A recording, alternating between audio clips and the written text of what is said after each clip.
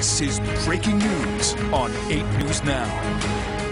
UFC's Conor McGregor will be suspended for his part in Saturday's melee. Thank you for joining us at 5. I'm Brian Loftus. And I'm Christiane Klein. Tonight we have team coverage. In just a moment, we're going to check in with Kevin E. Martin with more on the security at the fight.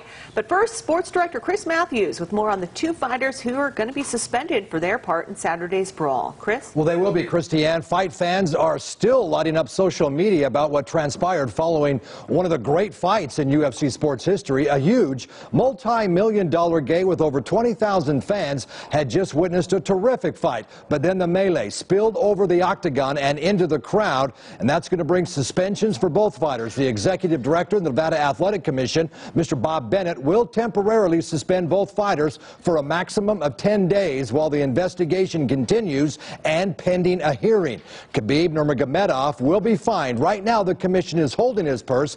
Technically, he could be fined up to the amount of his $2 million purse, although that is extremely unlikely. The length of the ultimate suspensions will be up to the chairman and the commissioners.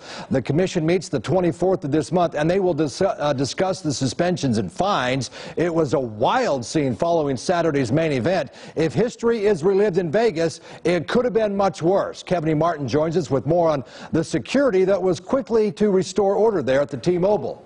Yeah, Chris, this is not the first time a situation has played out like this at the end of a fight in Las Vegas. We all remember the Mike Tyson Evander Holyfield incident back in 1997 at the MGM Grand Garden Arena that ended in a riot as well. Then the Mayweather-Zeb Judah bout in 2006 at the Thomas & Mack Center, where a melee broke out after that one. But unlike those two incidents, following Saturday's McGregor-Khabib melee, there were no charges filed, no arrests were made, and surprisingly, the fights were contained within the confines of T-Mobile Arena.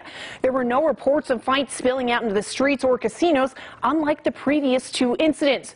So although it was a very ugly ending to UFC 229, it could have been a lot worse. We've also learned that there were 81 Metro on staff, made up of lieutenants, sergeants, and a captain. So unbelievable work by them and the other security personnel that were on duty for their quick and efficient responses.